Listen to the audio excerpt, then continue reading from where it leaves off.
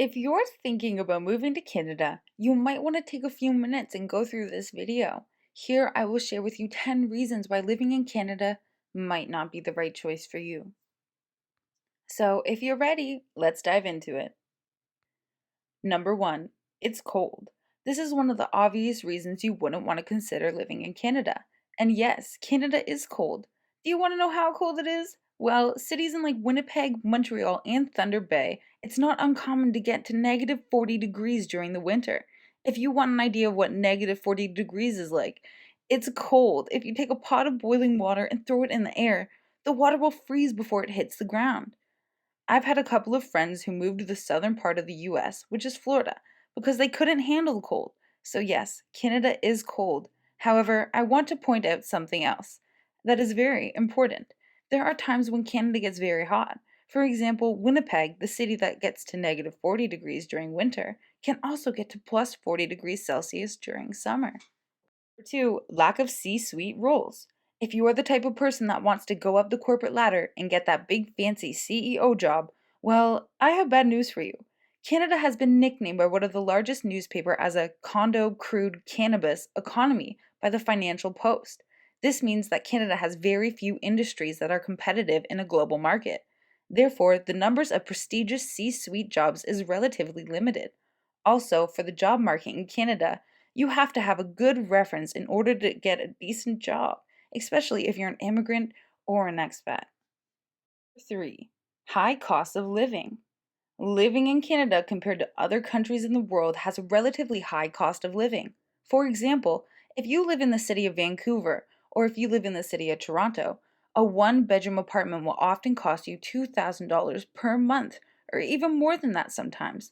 Also, if you want to buy a single-family home, which is a home that doesn't have any other attachment to it, prices will start at $1 million in cities like Toronto and Vancouver.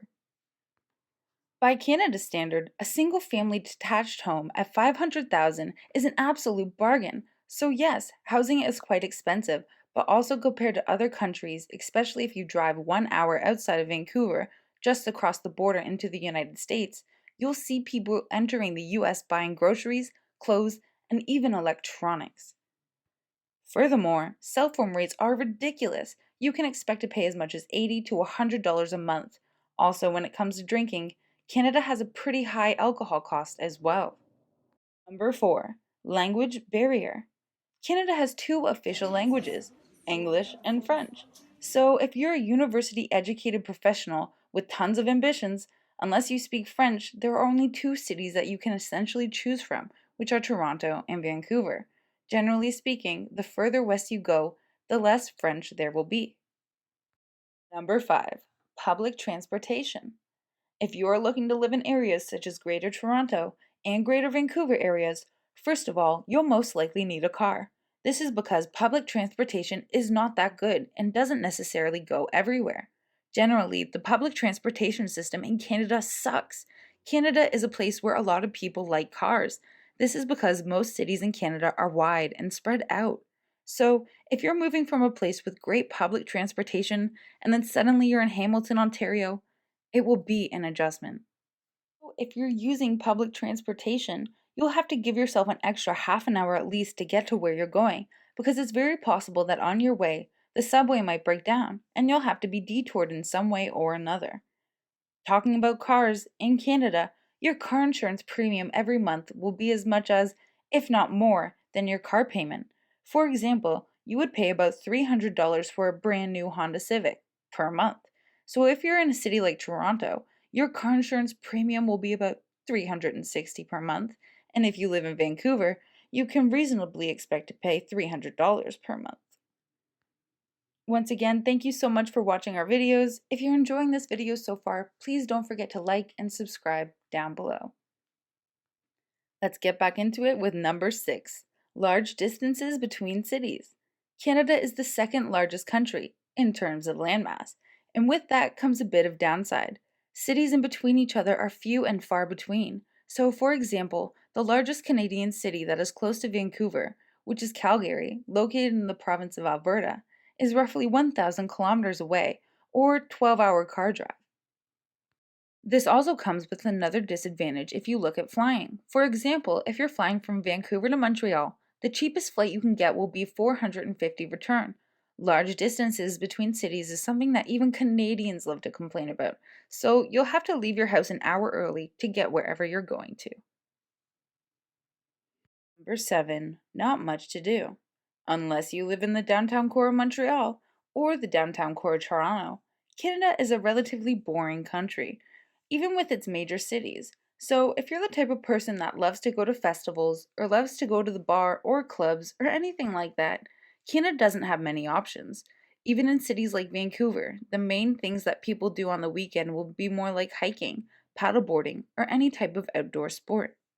So, if you want to go to a lot of events or festivals or more big city activities, the only places you will find that will be downtown Montreal and downtown Toronto. Number 8, lack of friendly people in the big cities. In smaller cities, people will help a stranger on the street. For example, if you're lost or if you have a flat tire, people will help. However, in bigger cities such as Montreal, Vancouver, and Toronto, people are in such a rush and want to get where they are going quickly, so they sometimes can be rude. People typically walk quickly everywhere, so you'll see a lot of speed walking and maneuvering within the crowd to catch the bus. Expect to get shoved and get crowded, and there is no politeness when it comes to lining up to get on the bus. So, in these cities, it is more of like every person for itself, and there is no order when it comes to catching the bus or things like that. Finally, most people in these major cities wouldn't be helpful when it comes to showing you a place or helping you get your car fixed, because everyone is in such a rush. However, when someone is willing to help you, he or she will be very polite. Number 9, racism. Honestly, racism is prevalent in Canada. It is a very regular thing, which is sad to say. So, if you're sensitive when it comes to racism, then maybe Canada isn't a good choice for you. People like to think racism doesn't happen in Canada, but it does. But oftentimes, it's the microaggressions that happen to people. Even though Canada is seen as one of the countries with the nicest people, there are cases where people have reported racism. Number 10, homelessness and drug abuse. There is a huge problem with drug usage and homelessness in most Canadian cities. This doesn't mean I hate the homeless or people that are struggling with substance abuse, but you might feel unsafe because of those issues. If you'll be visiting places like downtown Toronto or Montreal, you should expect to have at least one encounter a day with a homeless person.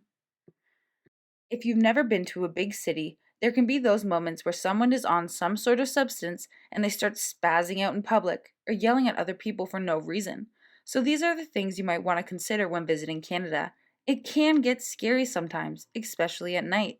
However, if you have a car, this is going to happen to you way less than if you depended on public transportation.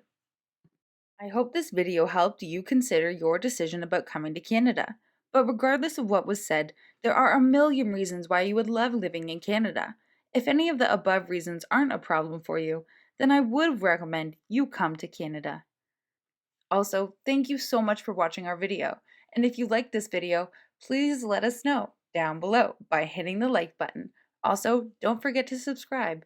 And if you disagreed with anything we said in this video, please let us know in the comments down below. Thank you so much.